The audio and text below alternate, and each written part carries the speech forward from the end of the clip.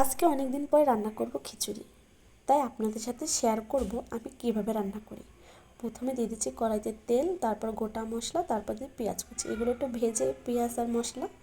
এরপর দিয়ে দেবো জিরা বাটা, আদা বাটা আর রসুন বাটা, আর সাথে দেবো টমেটো কুচি, সাথে আরও দিব কাঁচামরিচ। আমি তো এভাবে রান্না করি, আপনারা কে কীভাবে রান্না করেন আমাকে একবার হলেও জানাবেন। এই যে মশলাটা একটু ভাজা ভাজা করে এরপরে দিয়ে দেবো আলু। আলু আমি ভালোবাসি তাই আলু দিয়েছি, আপনাদের ভালো লাগলে আলু দিবেন, না হলে দিবেন না। সাথে দিয়ে দিলাম ধুয়ে রাখা চাল আর ডালগুলো, এগুলো দিয়ে ভালো মতো মশলার সাথে মিশিয়ে নেব। এই যে মশলার সাথে মিশিয়ে নেওয়ার পর আমি দিয়ে দেবো হলুদের গুঁড়ো, আর দিয়ে দেবো মরিচের গুঁড়ো, আর দিব লবণ। এগুলো দিয়ে আবারও ভালো মতো নাড়াচাড়া করে মিশিয়ে নিব। খিচুড়ি আমি এভাবে রান্না করি, তো একবার হলেও আপনারা এভাবে রান্না করে খেয়ে দেখবেন কেমন লাগে। নিশ্চয়ই ভালো লাগে, আমার কাছে তো বেশ ভালোই লেগেছে। তারপর আমি দিয়ে দিলাম গরম জল।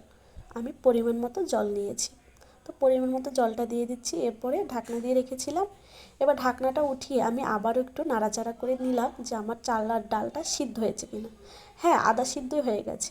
তা আবারও ঢাকনা দিয়ে রেখেছিলাম। তারপরে এই যে আমার খিচুড়ি রেডি। একবার হলেও আপনারা এভাবে রান্না করে খেয়ে দেখবেন, খুব ভালোই লেগেছে আমার কাছে, হয়তো আপনাদের কাছেও ভালো লাগবে। অনেক মজা হয়েছিল খিচুড়িটা।